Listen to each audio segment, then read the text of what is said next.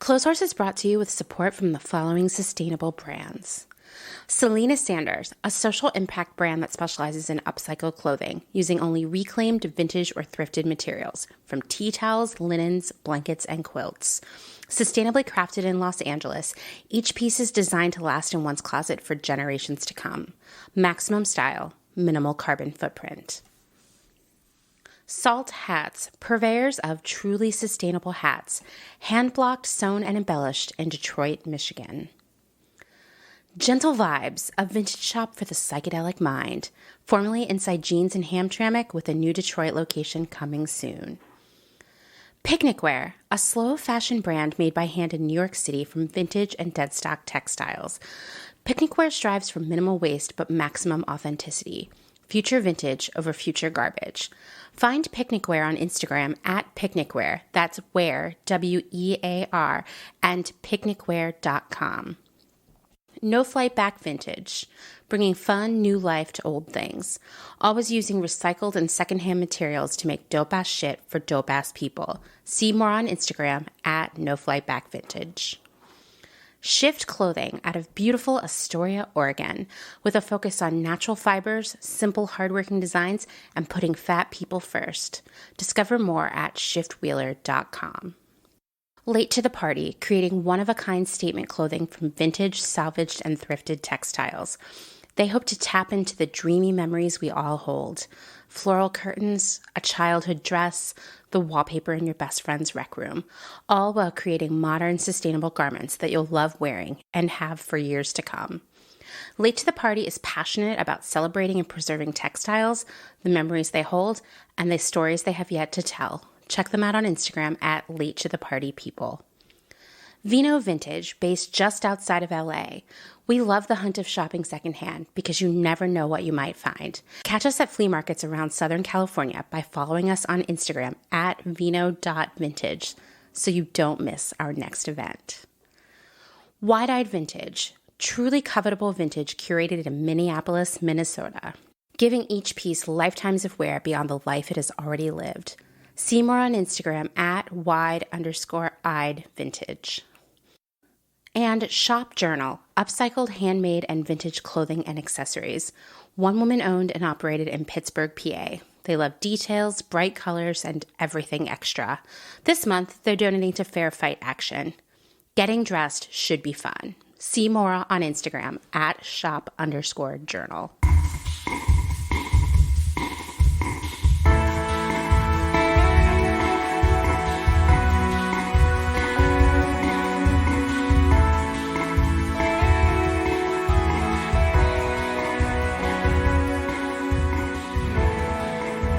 Welcome to Clotheshorse, the podcast that loves clothes but hates capitalism.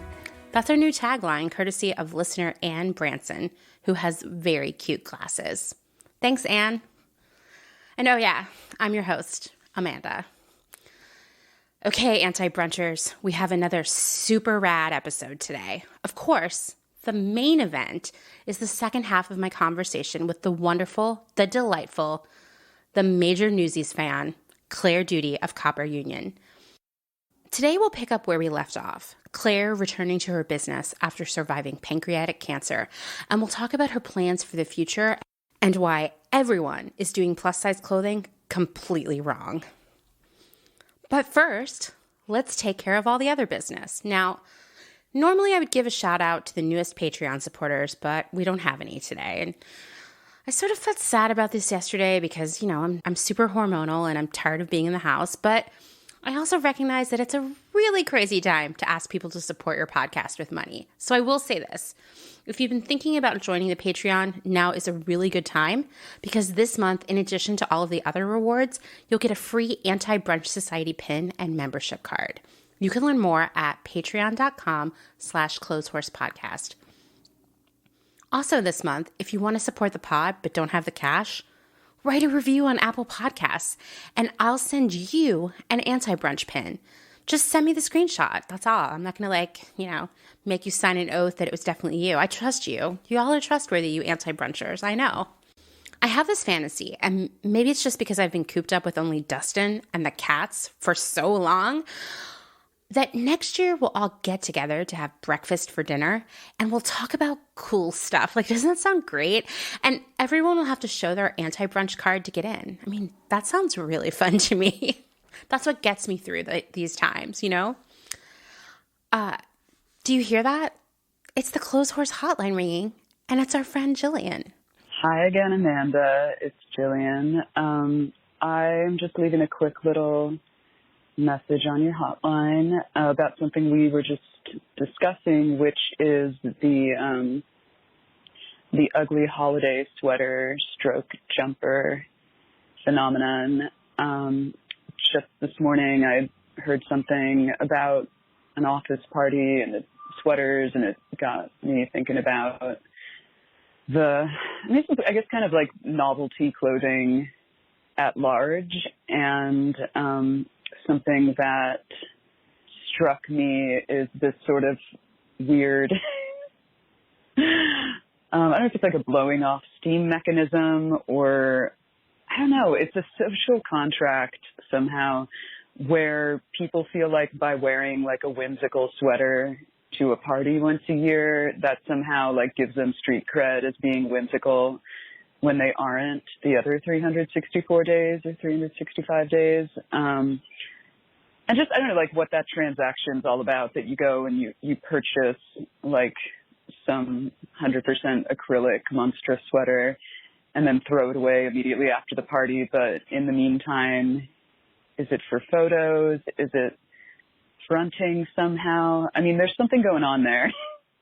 Maybe you can pick at it for me. I would be much obliged. You've got my number.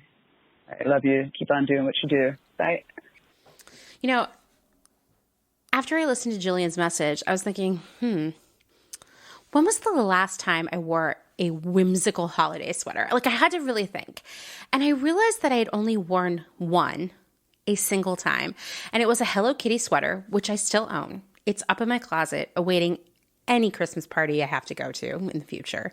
And I wore it a few years ago, that one time that I wore it for a holiday party. In fact, it was for a holiday party at a job that practically, I mean, it just like, it almost destroyed me emotionally and physically. If you've been listening to the #GirlBoss episodes of The Department, then you know all about it already. So the CEO pulled me aside and demanded that I wear a whimsical holiday sweater for the party. It was mandatory and part of me like showing that I was a team player. And this threatening side convo was the result of me saying, I don't actually have any Christmas sweaters, and it seems silly to buy something for one wear. And it was like, well, OMG, what are you thinking? Okay, so I got the sweater, right? And the party itself was incredibly unfun. This was an office where everyone else was similarly like miserable and just sort of beaten down and anxious. But we had to pull it together to have this like mandatory fun, which, side note, I hate mandatory fun at company events. You know, like happy hours, parties, weird all hands meetings that happen in the middle of the afternoon but involve booze. I just hate it. Like for me, work is work. And when I'm there to work.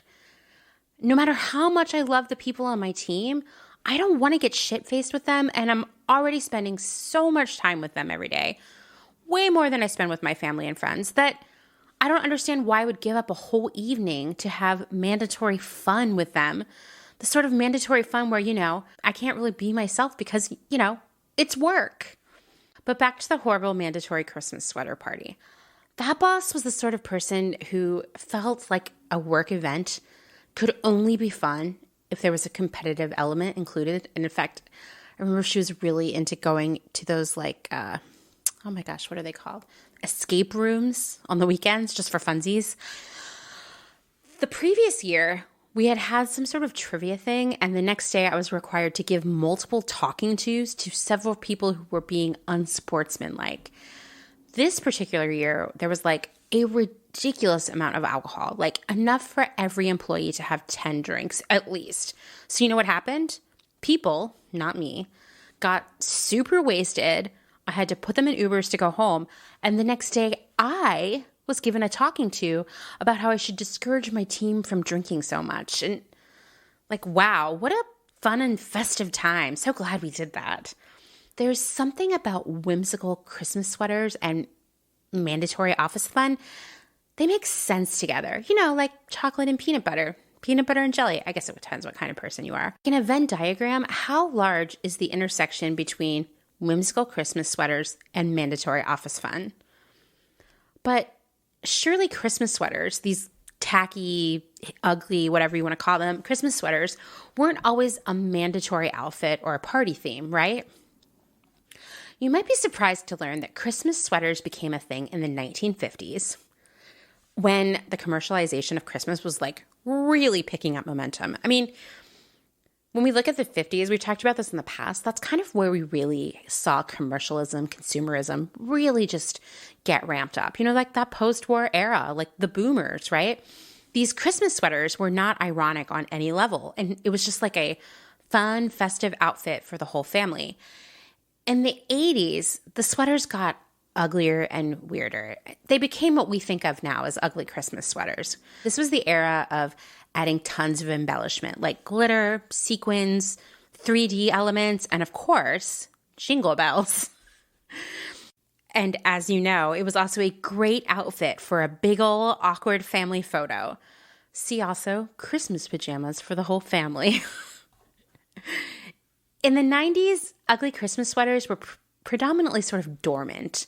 They were too dated and uncool to actually wear, and too recent to be reclaimed ironically. So they just kind of, some people still wore them. They were a little bit tasteful. They might have like a cardinal frolicking in the snow, you know, that kind of thing. So knowing that, when did these ugly Christmas sweater parties begin? Because that's where it all began, right? Well, I did some digging, and here's what I found in a complex, that's the site, not the adjective, in a complex article from 2016. The authors of Ugly Christmas Sweater Party Book, The Definitive Guide to Getting Your Ugly On, claim to have traced the origins of the now widespread ugly sweater party tradition to its roots in Vancouver, British Columbia. So wait, it's the Canadians? According to the book, two men named Chris Boyd and Jordan Birch are responsible for the first ever ugly Christmas sweater party, which took place at the Commodore Ballroom in Vancouver in 2002. Speaking with The Rush on Shaw TV, the godfathers of the tradition say they set out to organize a, quote, cheery, feel-good, festive party, and the sweaters were a main ingredient of that.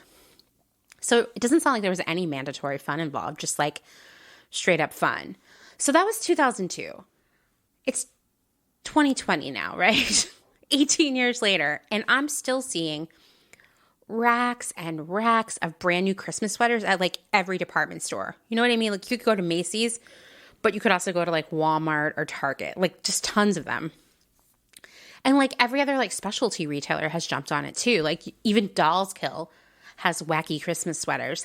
And if you go to a thrift store, like every single thrift store in the Western world, I swear, there are racks upon racks upon racks of Christmas sweaters in all sizes for adults and children. Just like so many, sometimes a lot more often than I would like to see, with the original tags still on them.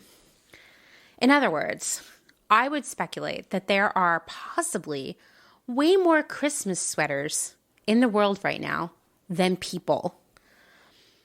I read a pretty grim article in The Guardian from last year about Christmas, quote, jumpers in the UK. This is some content for all of you UK listeners. Its analysis of 108 garments on sale this year from 11 high street and online retailers, including Primark and Topshop, found that 95% of the jumpers were made wholly or partly of plastic materials, i.e. like acrylic and polyester.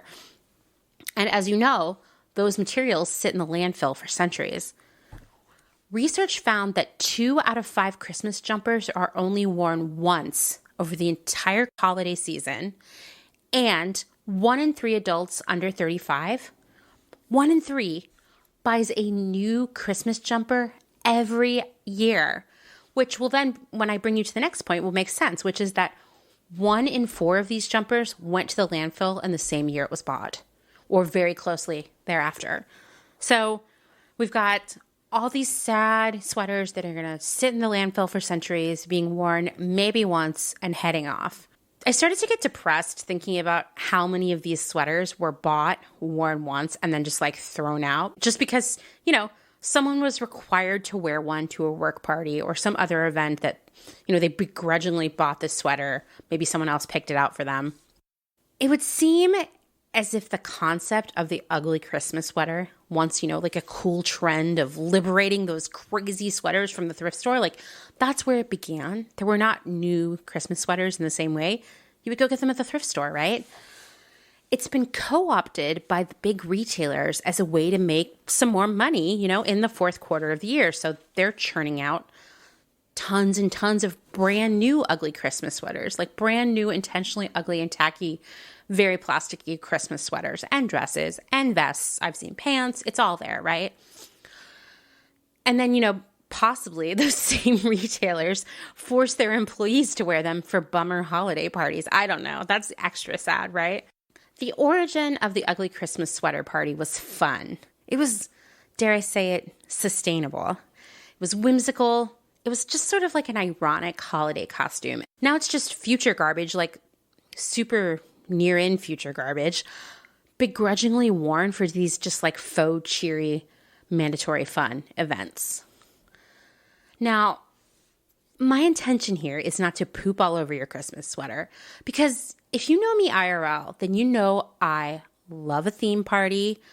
I love a special get-up for a special occasion, and if putting on your holiday sweater makes you feel festive, especially this year, then please put on your sweater and send me a photo. But also, don't go buy a new Christmas sweater every year. Like, wear the same one year after year. It can be your, like, signature thing. And please don't ever be the boss of a company that forces everyone to wear a special outfit for a mandatory party. Ugh. The term mandatory party, I mean, come on. I would love to hear your opinion on special holiday clothes, especially sweaters, but there's all kinds of other stuff out there: hats, pajamas, robes, slippers. It's all out there. You've seen it. You maybe own it.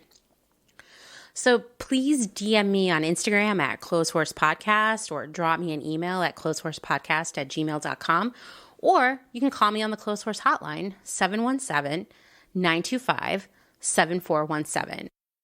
Okay. We're going to make an abrupt shift into a new topic. It's just like that. I need like a gong. I don't know. I'm hung up on the gong. Anyway, I want to talk to you a little bit about fat phobia. I have to say, I could do like 30 episodes on this, and I'm not an expert, but I can say that 100% for certain, the fashion industry is fat phobic. Period. Full stop. I've worked in that industry for years, and I've seen it every single day. The passive-aggressive comments about how much someone is eating for lunch.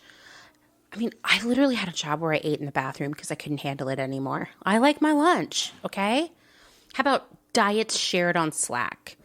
Snide comments about people being, quote, large enough to wear a medium. I've mentioned on a previous episode that I heard an associate buyer who reported to me, like I was her boss, say to my planner, who's supposed to be like my partner in all of this, that I was too fat to dress the way I dressed. And they both laughed. It's odd to me because ostensibly the clothes that I was wearing were my size, bought from where we all worked. So I don't understand. How was I too fat for them? It doesn't matter. It was just mean girlness, right? I've worked in offices where for some reason a manager worked hard to gaslight a clearly size small woman to believe that she was a large medium. Like, what? That's in quotes. A quote large medium. That girl's waist was like 25 inches. It's just like so gross. Not her waist being 25 inches, but just that this behavior was going on. And you can't forget that all the samples come in a small or an extra small. So if you aren't tiny, you constantly have to defer to a smaller member of the team to try them on. And it chips away at you because you know what's going on everywhere else in that office, right? You will sit in meetings and hear grown adults talk about how the 6 foot tall, 110 pound model looks, quote, fat. You'll hear a stylist say that they will try to make a larger person look good, but it will be hard. It's an industry that will make you hate your body every fucking day, no matter how okay you felt about it when you began that career in this industry. Being fat is like the worst thing that could ever happen to you. As I was researching for this episode, I read a crazy statistic where 95% of teenage girls surveyed said that they would rather die than gain weight. That's the world we live in. The fashion industry just kind of magnifies it, or maybe it manifests it, or maybe the fashion industry is the living embodiment of all the ugliness inside of so many people. I don't know. The thing is, I've faced all these struggles and I've seen it around me, but I can say I'm, quote, standard size or straight size or maybe core size if you work somewhere that's trying to be size inclusive. So I have a ton of privilege. You know, I can easily find vintage clothes. I can shop just about everywhere. And I'm aware of that because as we're going to discuss today, this industry is so fat phobic that it can't even bring itself to make clothes for larger people, even as it leaves billions of dollars on the table. This industry is struggling to stay afloat in 2020. I read today, sales in the entire fashion industry are down 90% to last year. That is like nightmare zone, trust me, for all the people who work in those companies. They're all afraid they're going to lose their jobs if they haven't already. And yet, if they just sold clothes to more people, they wouldn't be in that boat. This industry prioritizes being, quote, aspirational over, running a goddamn business. I sound like my dad there, but it's like, come on, guys. And by the way, I am totally on board to start a petition to rid the world of the term aspirational, because in fashion, that word is only used politely to point out what is too fat, too poor, or too non-white. Maybe it's all three. The stigma against fat people doesn't begin with the fashion industry, but it certainly doesn't help. I found a 2010 paper from the NIH, that's the National Institute of Health, that said recent estimates suggest that the prevalence of weight discrimination has increased by 66% over the past decade and is now comparable to prevalence rates of racial discrimination in America. So where is it in 2020? It's probably worse, is my guess. Because I will say, fat phobia and fat shaming are like everywhere. Like, once you start to look for it, it's everywhere. Like, for example, how about those who wore it better comparisons you see in celebrity magazines? Like the kind you buy to read on the airplane, but like never any other time. Maybe at the beach. I don't know. Some people like to call that content who wore it fatter, because the biggest person, the least white person, will always be the one who didn't wear it better, who I guess, in fact, wore it worse. That shit gets into everyone's heads, okay? We start to train our brains to think that the thinner, whiter person always wore it better. But there's more. It's like on an airplane when someone doesn't want to sit next to you because you're larger, when people make rude remarks about what's in your cart in the grocery store, when people say shitty things to you on dating sites, or here's a special 2020 version of fat phobia. How many times have I seen someone on Reddit attribute a younger person's death of COVID to their weight? As if that's the only reason someone young would die of COVID, as if it isn't a crazy, unpredictable illness that will randomly decimate anyone's body. A 2018 LinkedIn survey of 4,000 UK workers found that workers who were classed as obese according to their BMI, which, by the way, BMI is like bullshit, earned about $2,500 less per year compared to those with the, quote, healthy BMI.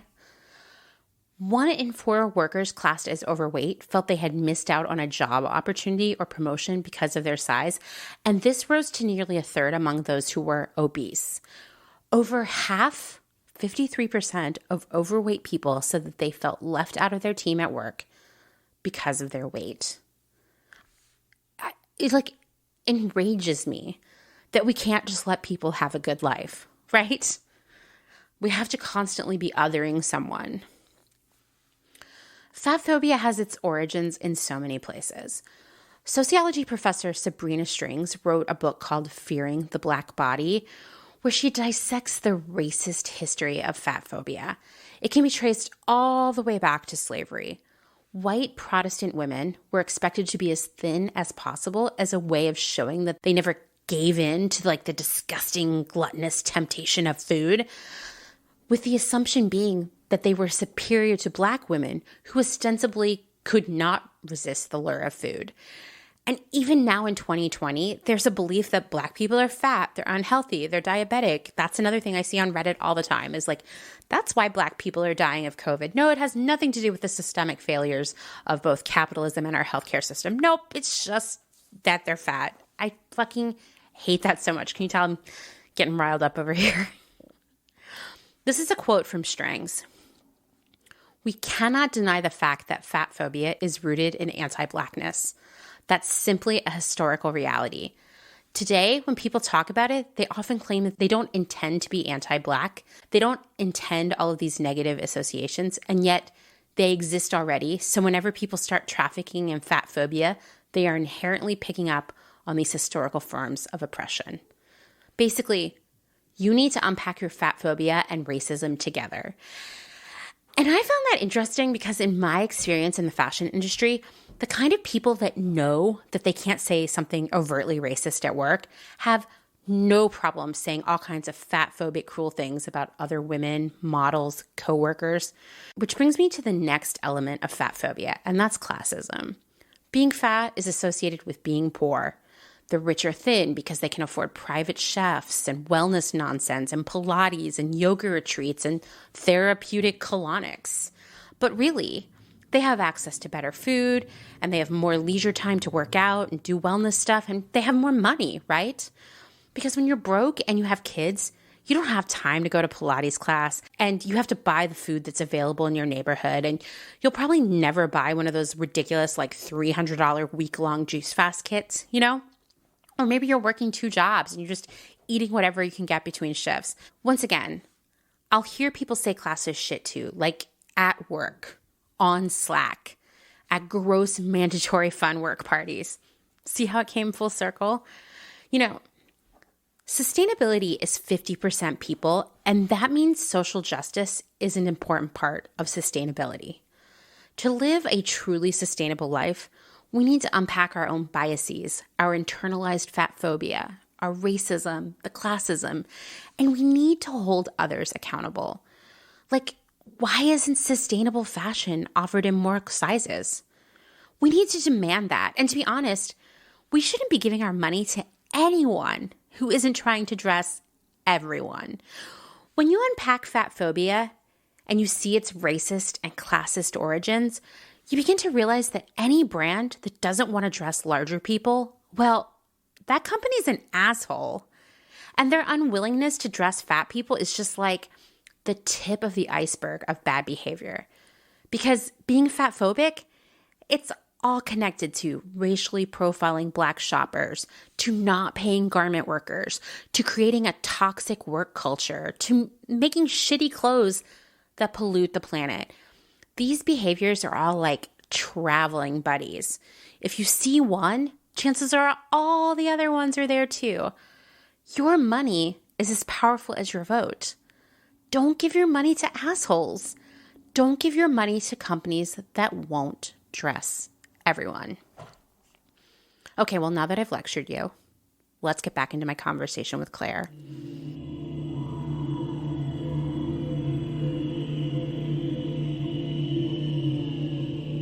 So what was your journey back? You know, because obviously you're back in business. Like you are making all kinds of stuff and dressing all kinds of people. Was it hard to regain that momentum that you'd kind of had to lose? I mean, not kind of had to lose, like 100% lost?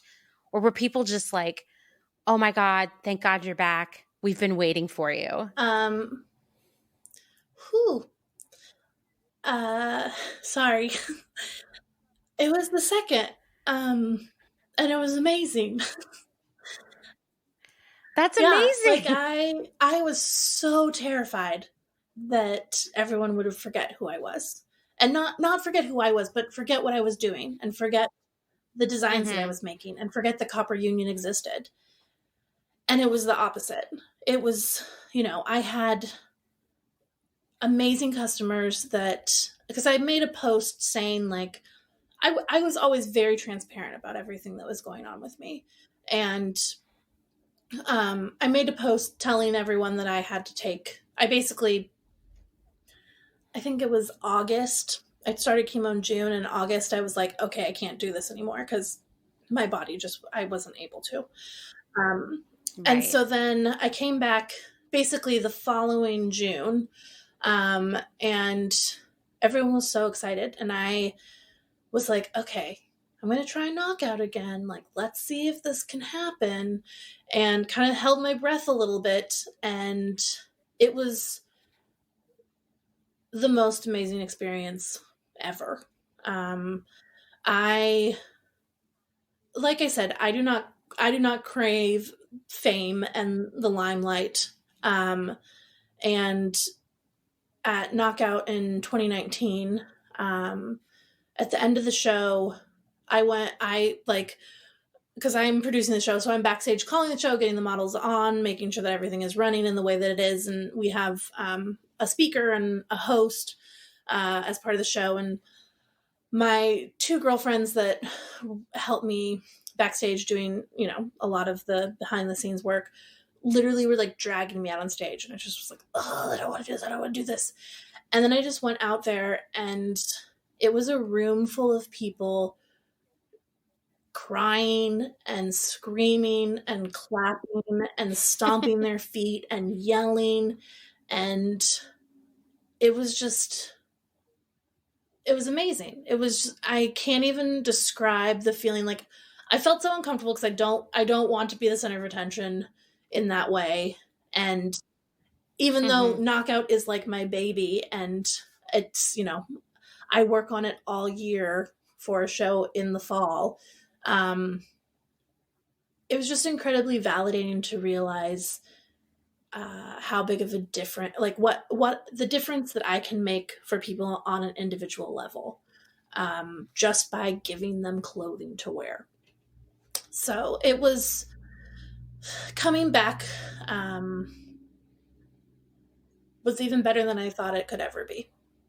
I mean, that's amazing, but it doesn't surprise me that people were so excited to have you back, because you and I talked about this before, like, fashion and style is this creative expression. And there's this group of people, it's so many people who don't get to have that opportunity to express themselves creatively through their clothing because no one's making them clothes. Yeah. I mean, when I think about that chokes me up, because I know that there are plenty of people out there who think that clothes are dumb, fashion is stupid, we're all really shallow. But for those of us who express ourselves that way, that it's like a creative puzzle that we put together every day, to not have the pieces to do that is just, it's like missing out on one of the simplest joys in life, I think. And that just kills me. Yeah. It makes me mad at everyone. Yeah. And it happens on so many different levels, because I don't know if have you ever listened to the Fat Lip podcast? I haven't. Okay. So I recommend some homework. And the woman who created it is named Ash, and she lives down in Texas. And she basically came up with these terms about different sizes of bodies in the plus size world. Because there's the 16, I should have looked this up to tell you exactly what it is, because I'm going to mess it up. But basically there's small fats, which you can find clothing in stores, in retail, like in person. Sometimes you struggle with it, but there's choices, and you can find things online. Then there's mid fats, which I believe starts at like size 20 and goes to like size 26. And that is people who can find some things in specialized plus size stores and sometimes in department stores, but but also have to supplement with online. And then there is, I believe it goes to Infinifat. And basically like those are people who, I think that goes up to a size 36, and like they cannot find clothing in person in stores. Like even Torrid, which is, kind of the be all end all in plus size retail physical storefronts. I believe Torrid goes up to a size 6, which is a size 30 or 32. And Universal Standard goes up to a size 40, but there's so many people that are still left out. Like the average size woman in America is now an 18. It was a 16. It's now an 18. Like I always tell people when they're like hemming and hawing over what size to get in something, I'm like, get what fits you right now. Like get what fits your body, because bodies will always change. And honestly, statistically, you will probably be larger next year than you were this year. Like that is the way that it goes. There is nothing wrong with that. But it just is, for me, it was something really important to go up to a size 30 initially. I have now expanded. I just have started doing, so I did 30 was a size 5 in my line, which is a 28-30. And now I have a size 7. So I've expanded 2 more sizes. And that is like a 34-36. And I also expanded, well, I feel like expand is the wrong word. I went after like a lot of consideration and actually like a lot of heartache about it. I ended up doing a size 0. One of my best-selling items is a pair of overalls called the Ester Overalls.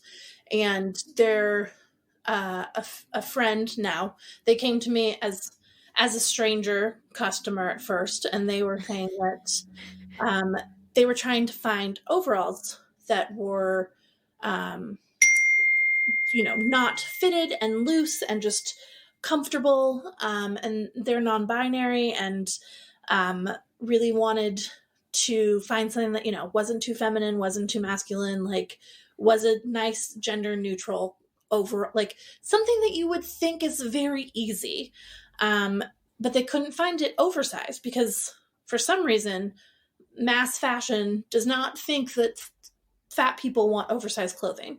Like I personally have zero interest in a bodycon dress. I know that there are people that do, but like, give me a flowy tent any day of the week over. Yeah, totally. And so I designed the Ester overalls for Ester. That's their name. And then it just kind of like exploded. And because of that, and because of the way they fit, my size 1 people, because they basically are like a whole size larger for having it be oversized. But the size 1 was like, hey, these are too big. I want them to be more fitted, because everyone, like 95% of people size down for that piece. And so I decided to do a size 0. And then I will never do everything in a size 0, because first of all, like fuck the concept of size 0. I know. When you say it, like just hearing you say it, it was filling me with like so much rage, because why would any size be a 0? I know. When that implies like no matter exists or something, Totally. Yeah. When in reality, it was like, I had size 1. So what is -1? No, that would be that's even darker. Exactly. And so I won't ever, I have one clothing item in my line that I do from standard size extra small, so teeny human, to size 6 in my line, so size 30 to 34. Because there is that gap does exist of straddling the standard and plus size. And I had enough people ask me, I used to be part of this co-working space and social club, and so many of the people there, the women there, asked me, they wanted, it's this set, it's a wrap crop top and a like not a full circle skirt, but a flowier skirt. And they just wanted it and wanted it. And finally I was like, okay, I will pattern it. I will do this only. Mm-hmm. It feels so weird to design things for not fat people. I mean, I will say there is this gap out there for people who are size 10 to 14 also. A lot of like more contemporary lines stop at an 8 or a 10, and the 10 is small. You know what I mean? Like I feel like people from size 10 up are also just being excluded more and more. Which is ironic to me because I feel, and this is just me, I think I live in a bubble and I'm very optimistic that finally we're starting to get over this shit and make just clothes for people. But then I would like go to trade shows and ask why the line ended at a size 8. I mean, that's like not even any sizes. And it would be like, well, if you want to add a 10, you're going to have to buy like a ton of units. Like it was just so crazy to me. Or I would say like, do you do this in plus? And they would be like, oh, do you mean like a size 12? I'm like, what is wrong with you? Yeah. You know, like, but I think that does speak to how sizing is still just so stupid and I don't know. I had a stylist at a job, and it was a place where I was pushing really, really hard for as much sizing as possible, which I hate that term too, because nothing is ever size inclusive, right? And the plan was that we would shoot on a 4, like everybody does, right? But then we'd also shoot on a 10, and then we would shoot on like an 18 or a 20. And the stylist was like, I just don't know how much stuff I can make look good on a 10. Mm-hmm. And I was like, so what do you think about the 20? Like, if you like, do you think you're gonna be able to shoot a lot of stuff on 20?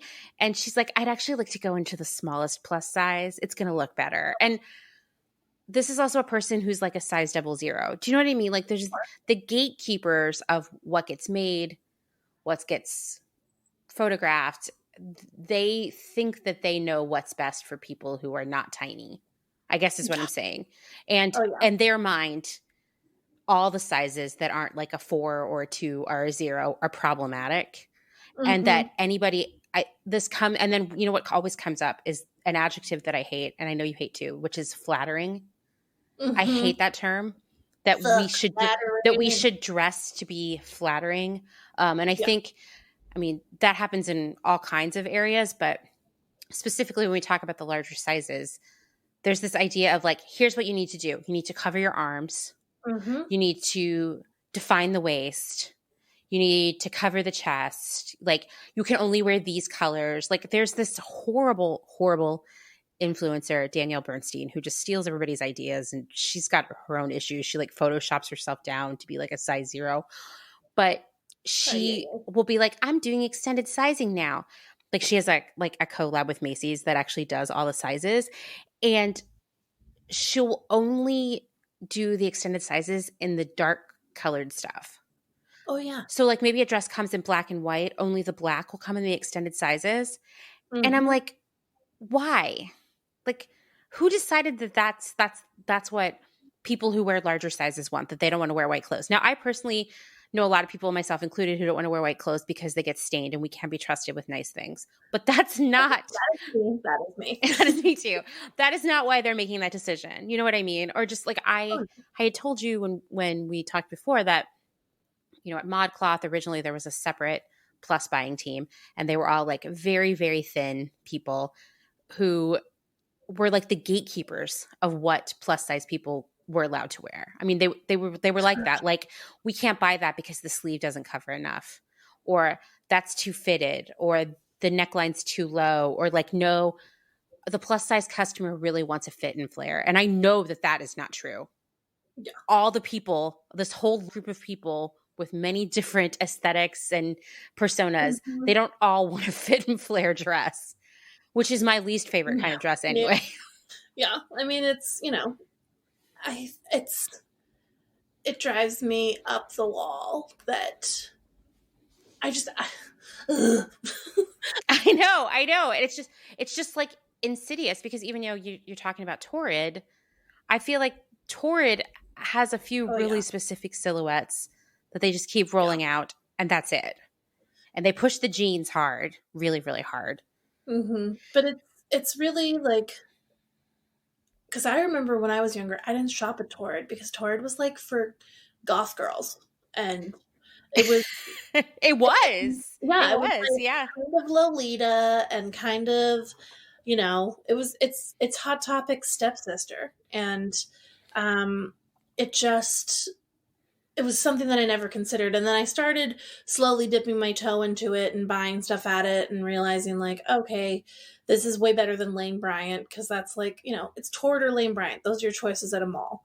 And it's just, that's something that is so frustrating, that people make assumptions that, you know, sure, there definitely is a girl that will only wear a fit and flare skirt or dress every day of the week. Sure, there is a person that will, you know, everyone has their own sense of comfort, their own sense of style, their own sense of everything. And those choices don't exist in Plus.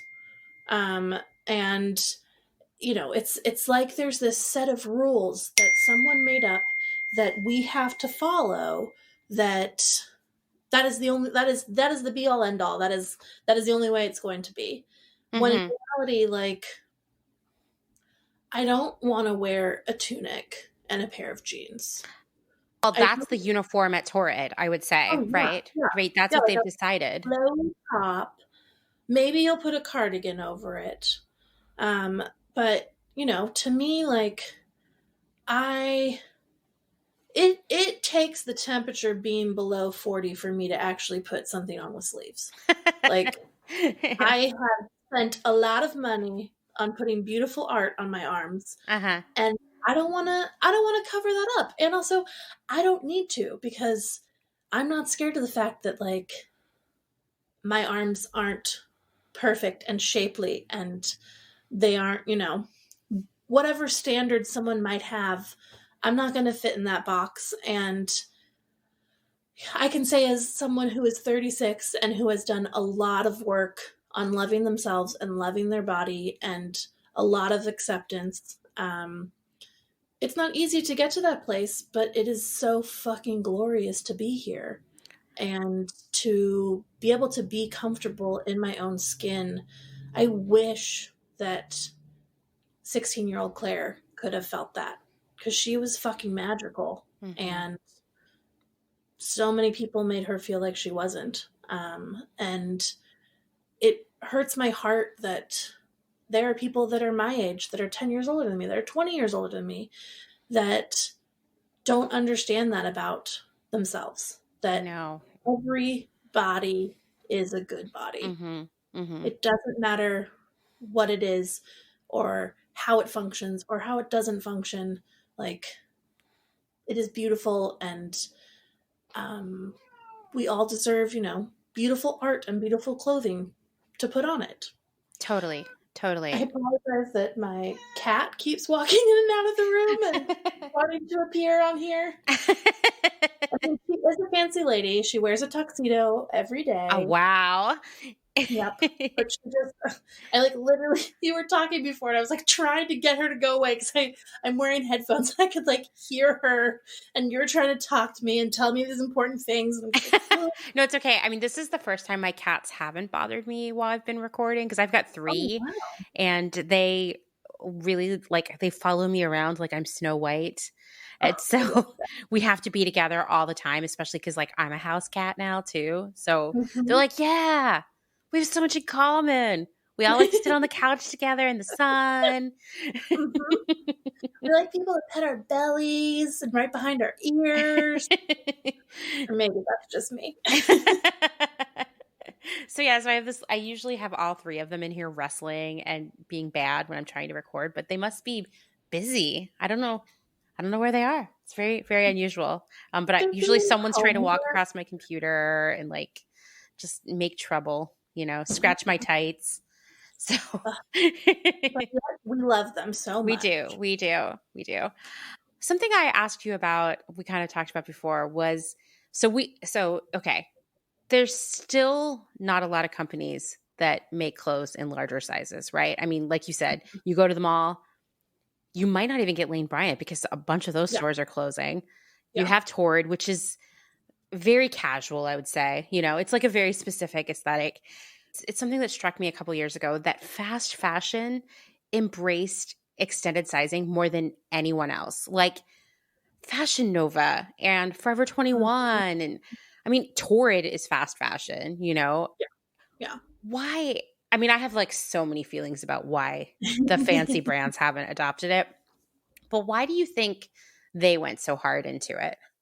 First of all of those are junior slash like Asian sizing. And I don't want to like sound like a horrible person, be like Asian sizing, but like it is junior, it is small. Their 3X is a joke. It is not a 3X. But I think that honestly, I feel like it probably was that their customer base is are American teenagers, and American teenagers Mm-hmm. are bigger than they were when I was growing up, or our parents were growing up, or our grandparents were growing up. And I think that they saw a hole in the market, and that they realized that they could make a shit ton of money if they just made their clothes a little bit bigger. I mean, it's true. That's why I'm like, well, it seems to me, and I say this because at ModCloth, our business had plateaued a long time ago. And so we started adding more and more plus size stuff to the assortment. And that was what was like carrying the business for years. Talk to anybody who worked there in that period, and they're like, no, if we had stopped that whole initiative, the business would have gone under. And so I know there's all this money there. And that's why I get that the fast fashion brands would want to jump on this. Why isn't everybody? It's so crazy. And I know you told me something that was really important. Well, you know, first off, you blew my mind that of course the Forever 21 plus size clothes is junior size, because so's all the other stuff, right? But it just hadn't occurred to me. Totally, yeah. And it seems that like people maybe don't become repeat customers of them because they go in, it doesn't fit, and they never go back again. And I have worked places where there have been similar problems, where there hasn't been a lot of like integrity around the extended sizes. So people come, they buy something one time, they're incredibly disappointed, and they feel terrible after they try to wear it. And then they never come back. But Totally. I feel like some of these retailers are like, well, we tried it, no one liked it. So just like, why does everybody get it so wrong? Because they're not fat people. It's true. It's true. I mean, like, I've worked in offices where if you're a size 8, you are just the most massive person ever. And you're kind of shunned and judged for it. And these are the very same people who are like, I'm going to pick out what we're going to buy for plus. Ugh. And you know, like Me. I would have people come up to me and say like, hey, you've bought plus before, so can you tell me what plus size people like? And I'm like, well, what do you like?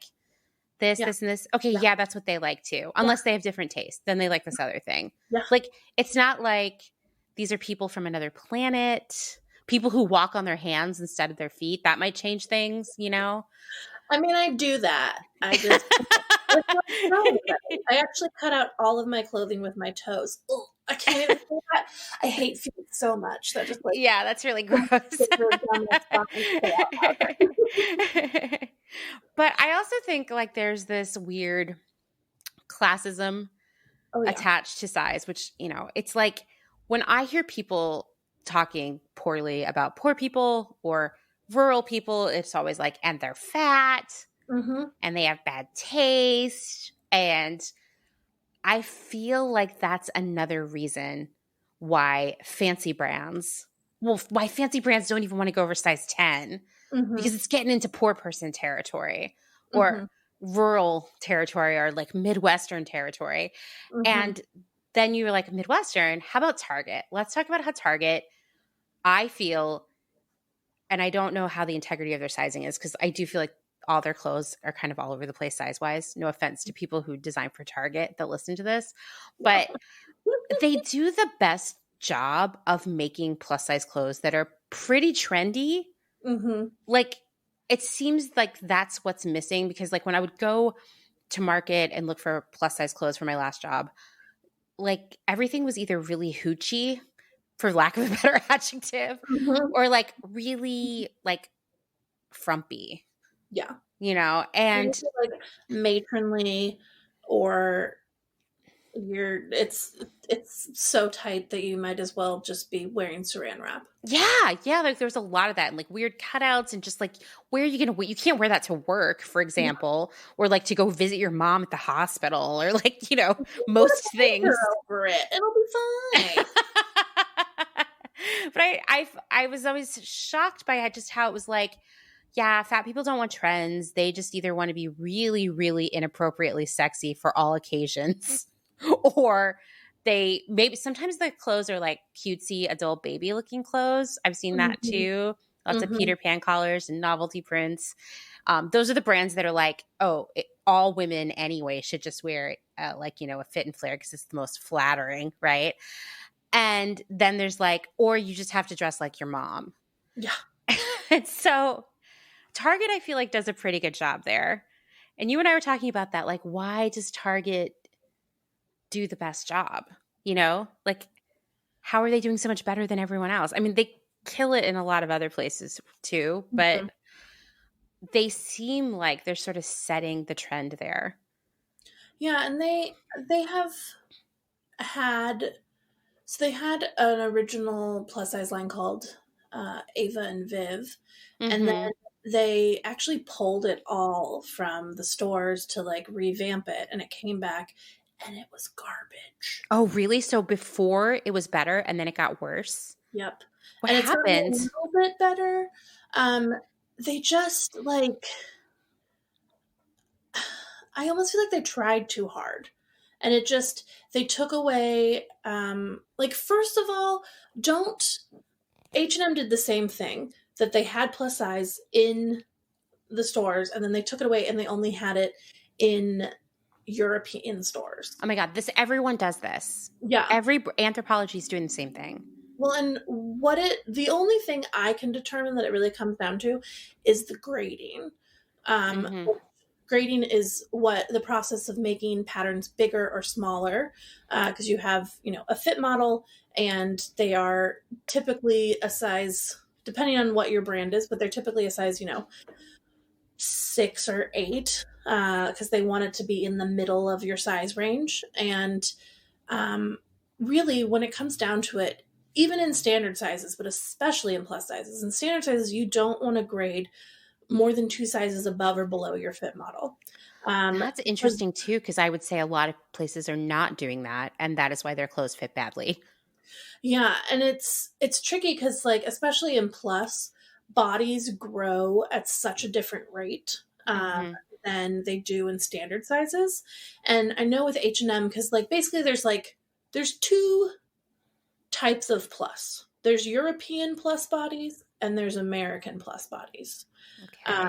And obviously there's plus bodies everywhere in the world. But for Americans, we're shorter and rounder. Europeans, think of like Vikings. They're taller, they're broader, but I don't want to say flat, but like, it's the circumference of their hips is in the width, not in the roundness of it.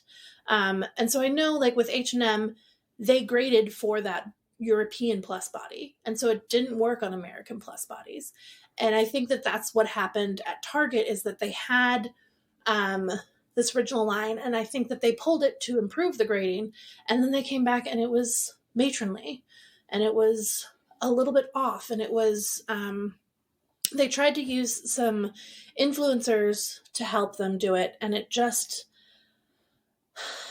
I feel like they just like didn't listen, or were trying to listen, or like I said, they just were trying too hard and it just fell flat and it didn't work. And like, also, don't pull your shit from stores and then have a like 6-month gap that nothing's available, because I know that's a real hard time getting people to come back. Well, right, because they're going to assume it's gone. Yeah. Luckily, around the same time that it came back, Wild Fable started coming out at Target. And I think that kind of helped fill the gap of what Ava and Viv used to be and what Wild Fable brought to the table, which, you know, is quote unquote size inclusivity. And I think that that's a hot button topic that so many brands, so many stores, so many people will claim size inclusivity right now. And none of them are. Looking right now to see how high the sizes go. 4X. I mean, that's not inclusive. No. I mean, like, I would say one of the only brands that comes close to size inclusivity is Universal Standard, because they go from a 0 to a 40. But even there are people who are over a 40. Right, and right. You can't call yourself size inclusive unless you will do custom sizing in any size. Right. And brands don't do that. Like, and it's something that I always struggle with, is how much education and dedication I need to give to a customer to make them understand why things are the way they are, or how things work the way that they do. And I think that a lot of people are just like, well, you have that pattern, so just make it bigger. And I'm like, yeah, but there's grade rules and there's ways that things are supposed to grow, and plus bodies don't follow that. And there's just so many times that things are made and the fit is horrific. And like you said, then people won't go back there.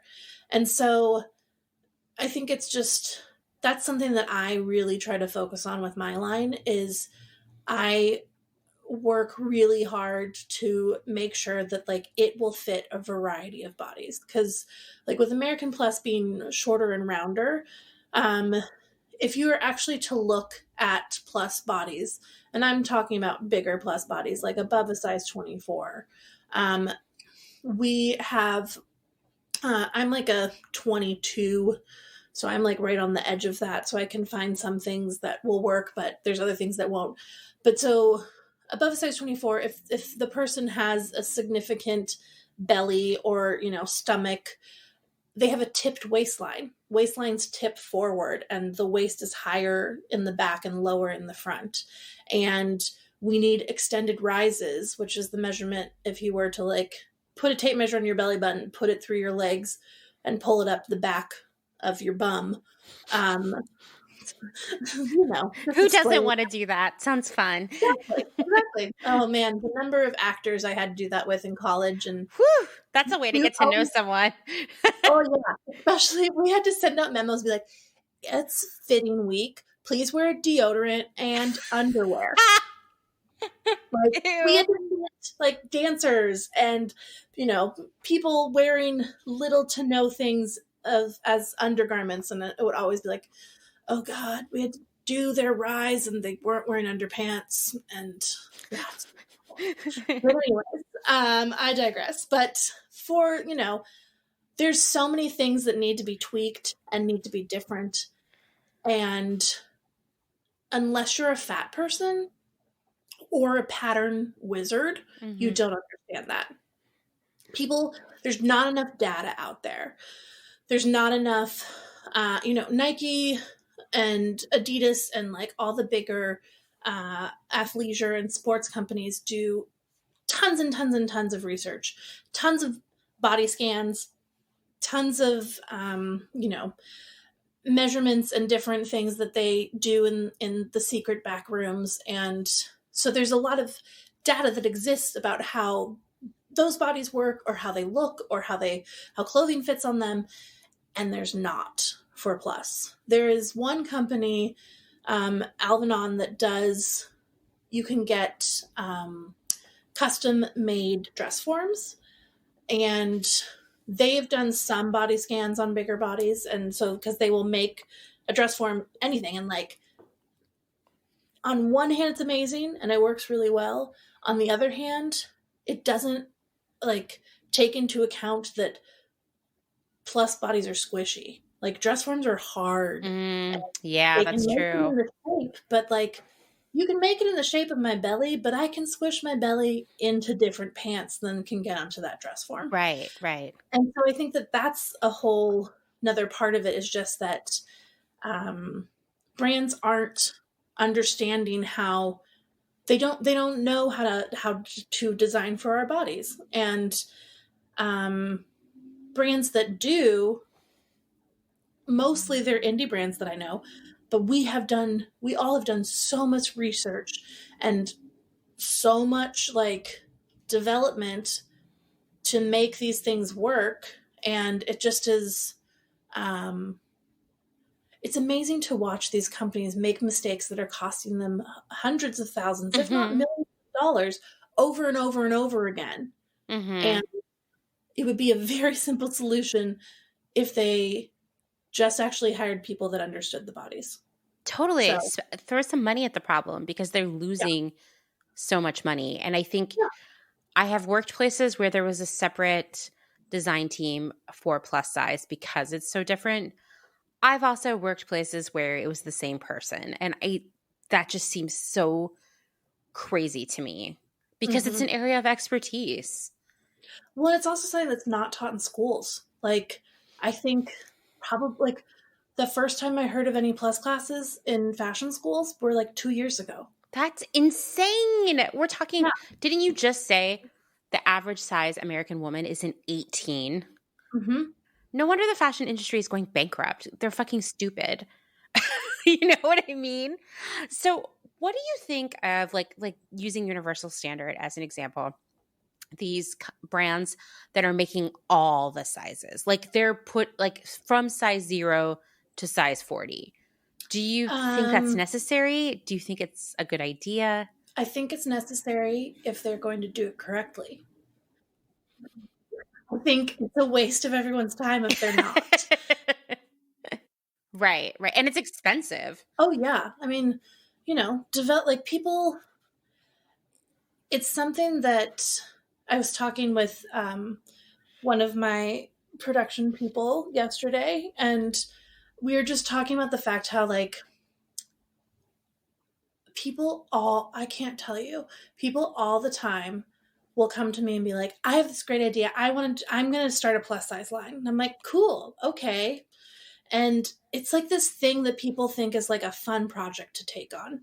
And honestly, like it's a little frustrating to me, because I want to be like, I went to school for, what would that be? Like eight years almost for this. I have been doing this for, 6 years professionally. Fashion is not something that you dabble in. It is very expensive. You will spend so much money, potentially make no money.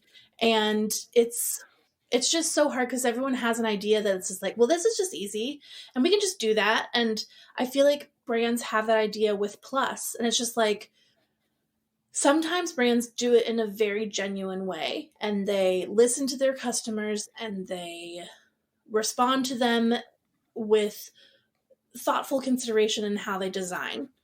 And then there's other brands that do it because they know that they can make money there. And so sometimes I feel like Universal Standard falls into that of like, they know that they can make money. They know that they can get PR. They know that they have hot buzzwords because they have up to a size 40. But then I hear about like, I know a lot of stories from models and people that have worked with them, and they're not supportive of fat people in the way that they should be. And they don't, I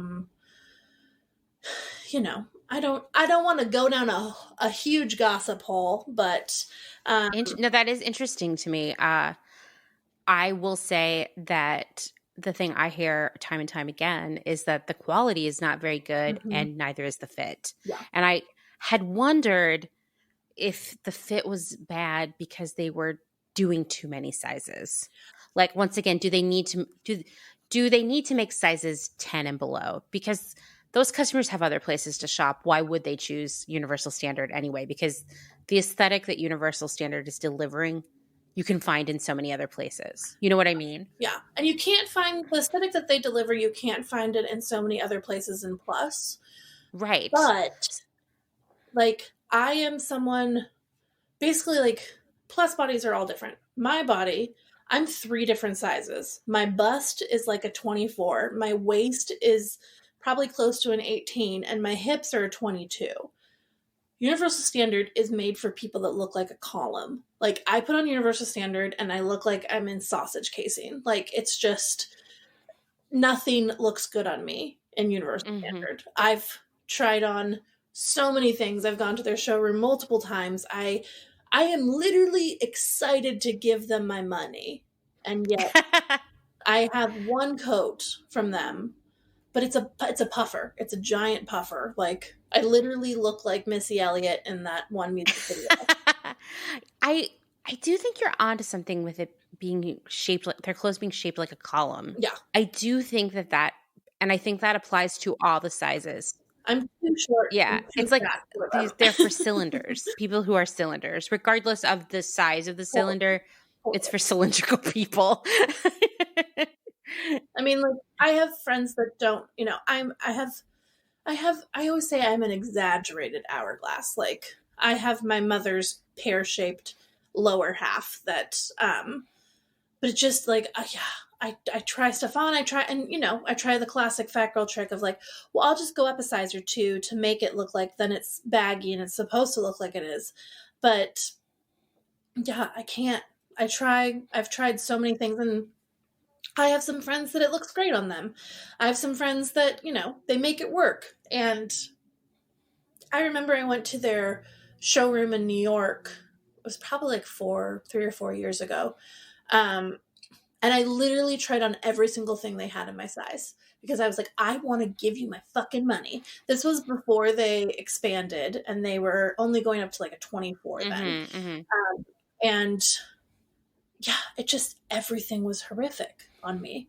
And it was just yet again, so disappointing that a brand was doing, and the person who was like helping me in the showroom, she could just tell that I was starting to feel defeated and frustrated. And I could just tell that she was trying to bolster me up and make me feel better about it and make me, get excited. And like, it was the story of my life when it came to clothing.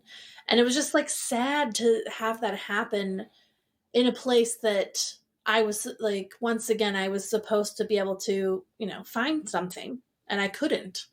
And it was just so frustrating. It's so disappointing because this is like a brand that I think right now has been sort of like lifted as like the gold standard of how you should do it. Right? Yeah. And that's everybody's like, well, what about Universal Standard? What about Universal Standard? But all I hear consistently is how disappointing it is. Oh yeah. I mean, they're disappointed on so many levels. Like, they've done some shady ass shit to models and people that I know. And I don't believe that I believe that they are tokenizing fat people for their brand. I mean, I will say that at my last job, I worked really hard to bring them on board and allow us to buy from them, and we did. And one thing that was so strange to me, every time I would go to their offices, there were no fat people working there. Mm-mm. Like, that says something to me. Yeah.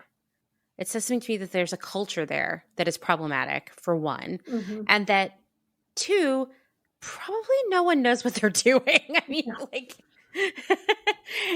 and I don't, it just didn't sit right with me, and we bought into their product and it did okay. But also people said, I'm disappointed in how this fits. Mm-hmm. I'm disappointed in the quality. And, I've talked to other friends since then who've shopped there. And I guess the summary is that everyone agrees it's an epic disappointment. Mm-hmm. And so there's still this wide open field there for someone to swoop in and just kill it. Yeah. Which maybe that will be you. I mean, who knows?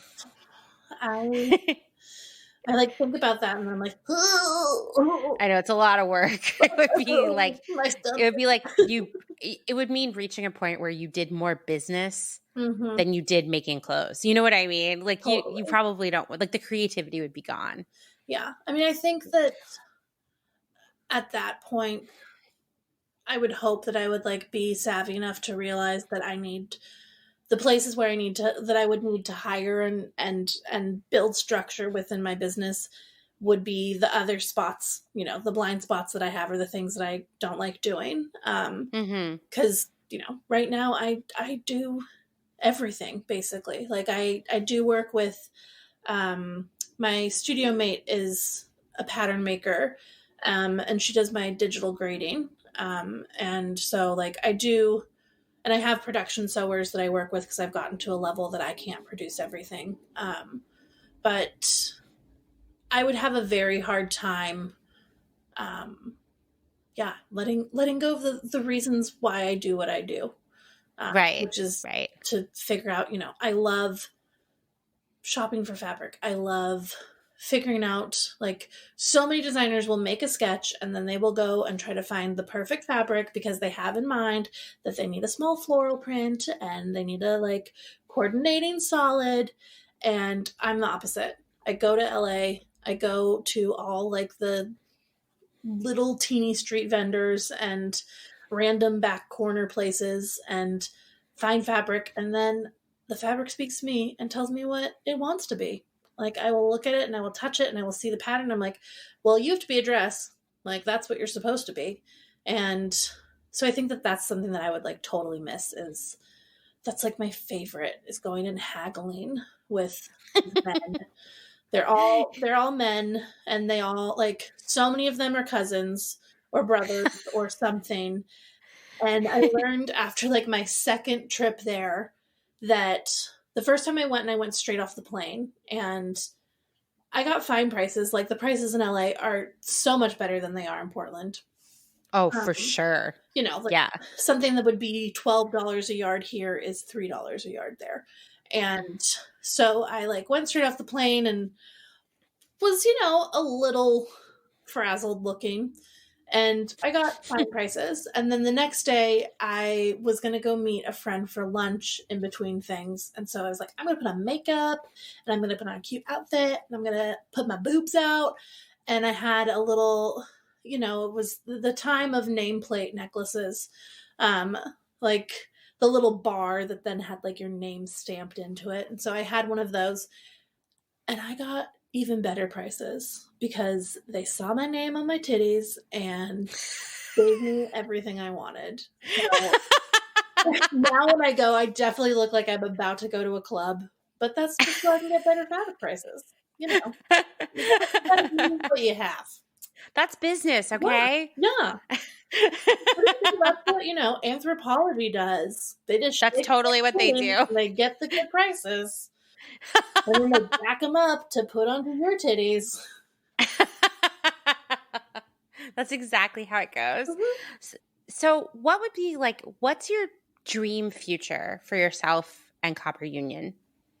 Oh, the Copper Union can continue to grow for the sake of that 15-year-old girl that lives in Tennessee that doesn't know about Instagram in the ways that, doesn't know how to search for Copper Union, or doesn't know how to search for what she's looking for, or what they are looking for. You know, I don't want to go as far as being, I don't want to be a household name. Like, I don't need that shit. But I want the accessibility of my line to continue for people. And I want to be able to provide alternatives to what is out there, and be able to open people's minds to what they could possibly wear. Because there's so many times that customers will buy something and they'll say, I never thought I could wear this color, or I never thought I could wear a small print, or I never thought I could wear a crop top. And my response always is, yes, you can, and you should all the time. Like, I just want to be able to help people enjoy getting dressed, and help people feel like they can express themselves in their clothing. And I don't necessarily have aspirations of like, oh, like, I definitely, when I started my line, I was like, I know I have made it when I am in Nordstrom. And which, yeah, that is my response now, because I'm like, I don't give a shit about being in any of your retail locations, any stores. Seriously, I yeah. don't do wholesale anymore, because fuck wholesale. Wholesale and fashion is a joke. There could be a whole episode on that, but I mean, it's true though, because like, you know who gets fucked in wholesale? You yup. do. Let me tell You you a know? little story, people, about there's a dress that I made when I first started. It was actually, I named it after my sister. It's called the Regan dress. And it's beautiful and I love it. And so that dress sold to stores for $100. And it cost me around 68 to produce, which, like, those margins are not what they're supposed to be. So it was not working out. And then those stores, that dress that I sold them for $100 would sell the dress for $250. And like, people are always like, how do stores do like 70% off? I'm like, because the vendors are just taking it all. They're getting screwed, and like, we're the ones that it's horrible for. Like, plus the wholesale is horrific, and it kills so many small businesses. And I'm very glad that I'm out of that cycle and that I do not try to pursue that, because it's exhausting and you have to do such massive volumes, and you have to, like, you're constantly hustling trying to get new accounts, and it's never enough. And I thoroughly enjoy that people just have to come to my website to buy things from me. I know. I think this is the future. I think that it's so dangerous to wholesale because like, I think 2020 is a really great example of why it's so dangerous to wholesale, because everybody canceled orders on everyone. Like Ty, for example, has been selling his shoes buy one, get one free, periodically, because so many orders were canceled on him, and you have like no control over it. Like, you want to go to try get into a fight with Nordstrom about them canceling your order. Well, guess what? They'll just never order from you ever again. And the order will still be canceled. And you're going to be left holding the bag and hoping that you can sell it off to TJ Maxx. Totally. I mean, I think that customers more and more anyway want to buy directly from someone who they have like a relationship with, like your customers have with you. Who cares about Nordstrom anyway? No. I mean, I think it just is, it's that little girl in me that I grew up in Seattle, so Nordstrom is, a big deal there, because that's where the flagship store is. And like, that's where I go shopping with my grandma and my mom. And like, they would, I would buy shoes when they were buying dresses because I couldn't buy anything else. Or like, they had Encore as their plus size section. And like, but it was literally like things that my grandmother would wear. Wait, it was called Encore? Oh, it's still called Encore. Yep. Oh, that is terrible. Yeah. They've gotten a little bit better because BP, Brass Plum, their junior department, they started a plus line. And they actually do same things in plus that they do in standard. But their fit is still not spot on. Yeah, it's like juniory. It's juniory, but it's also, simple things like rises are not long enough. And I went with my mom. It was after chemo was done and like after everything, and my body had shifted dramatically during all of that. And my mom was very nice and was just like, let's go clothes shopping. And so I felt like I was 16 again, because I like got to go into BP and try on all this stuff that I never got to try on before. But yet I tried it on and I ended up getting like 3 things when I literally took probably 40 items into the dressing room, because once again, it didn't fit the way that it was supposed to fit. And yeah, it's a reoccurring theme. And it's such a waste. Yeah. Because if those clothes sell, they sell to someone who's not really happy with how they fit. And so they just end up going to like the Goodwill, right? Totally. And if they don't sell, they probably end up getting burned or going to the landfill as well. And it's just like, they just put in a little bit more work there. Yep. none of it would have been wasted. So it's just like, it's wrong in all these ways. It's just so stupid. Yeah. Like, come on, guys, do better. Yeah. It just like leaves me scratching my head so many times. I know. I mean, and you know, it's like this recurring theme where stores like, or store or brand is like, okay, now we're going to add extended sizing, but you know what? We're not going to put like any extra work or research into it. We're just going to add 2 inches onto the size of it, all the measurements or something. And then it will be a flop and we'll be like, oh, we just don't have customers that are that size. And it's like, no, you didn't messed it all up. Yeah. You didn't care enough to take my money. So it will go other places. Yeah, exactly. Well, do you have anything else that you would want to say to anyone who's listening? What I would want to say is, in this wild year of 2020, it is more important than ever to support small businesses and micro businesses, and that there are so many people that are struggling to keep their doors open in so many different capacities, that I feel like, I mean, this isn't like a giant message about plus size fashion or anything. It's just about like human compassion and trying to take care of yourself, but also remembering to take care of the other people around you. And I guess just to tell people to keep wearing your fucking masks. Seriously. I know it's not like a giant, profound message about plus size fashion, but as someone who's been making thousands of masks, I just beg people to keep wearing them. You know what? I feel like wearing a mask is like the ultimate show of compassion and consideration for other people in the world.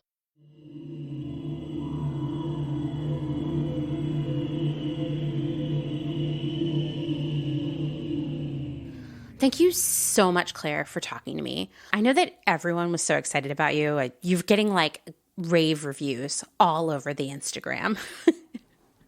I can't wait until I can come to Portland and hang out with you IRL and meet your cat, or you can come here to Lancaster County and I can show you all the Amish sites and your mom will be super jealous. It's just such a good conversation.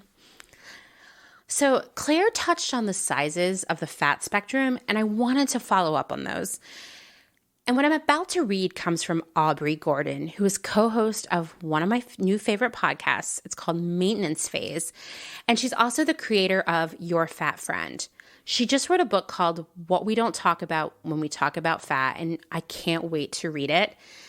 If you listen to the most recent episode of Maintenance Phase, you'll learn about her book and just the disgusting anti-fat stigma that this world is just like dishing out every single day.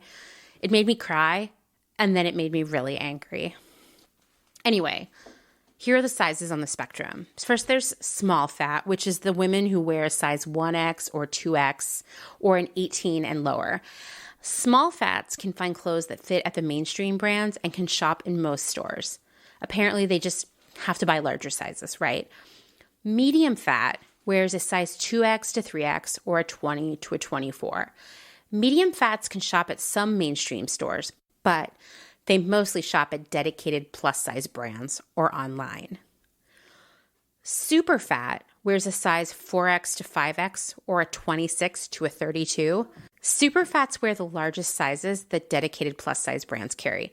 Most of the time, they can only shop online. Like Claire was saying, a lot of stores have just pulled that out of the store, and it's only on the site, which if you can only buy clothes online, I mean, that's... it's not sustainable, one, because we're dealing with a lot of returns, but also, like, what is that experience that you can't go physically try them on, you know? Infinifat wears a size 6X and higher or a 34 and higher, and Infinifats have an extremely difficult time finding items that fit, even when they shop online. People who fall into this category generally require custom-fitting clothes. Once again, we need to unpack our fat phobia in the same way we're unpacking racism, classism, all the badisms. I mean, it just shouldn't be this hard for someone to buy clothing. I mean, for one, clothing is one of our basic needs, right? We need to protect ourselves from the sun and the cold and the snow and the rain.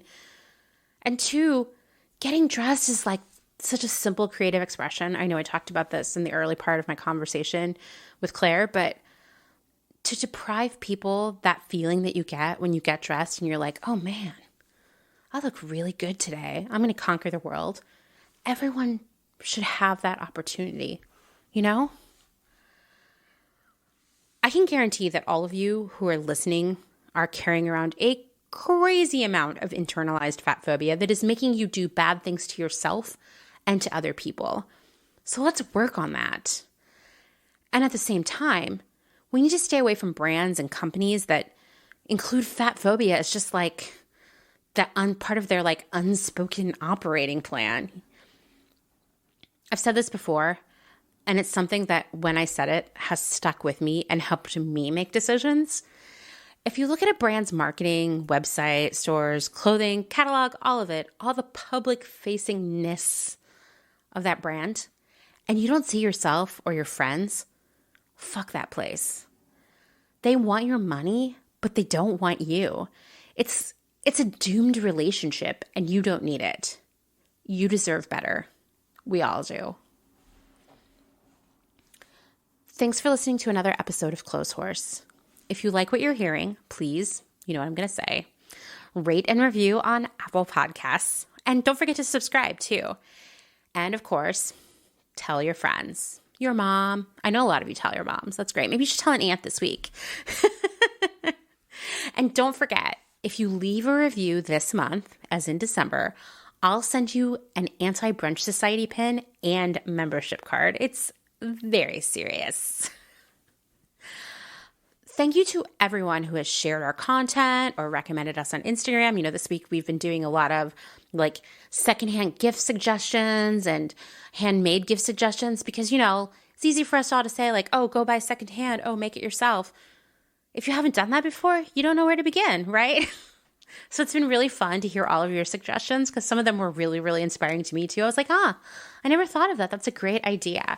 And it was also awesome to hear from so many of you who have also found that secondhand gifting is like 10,000 times more fun than firsthand gifting. Is firsthand a word? I don't even know. Anyway, I'm going to try to do more content like that where we sort of crowdsource helping others. So if you have any suggestions for the next sort of crowdsourcing we should do, please hit me up. Also, if you ever want me to share a source for the statistics that I provide here or on Instagram, get in touch. As you know, by now I have the world's biggest bookmark folder. You know, I'm not a journalist, but I'm very committed to providing you with accurate, true facts and information to the best of my ability.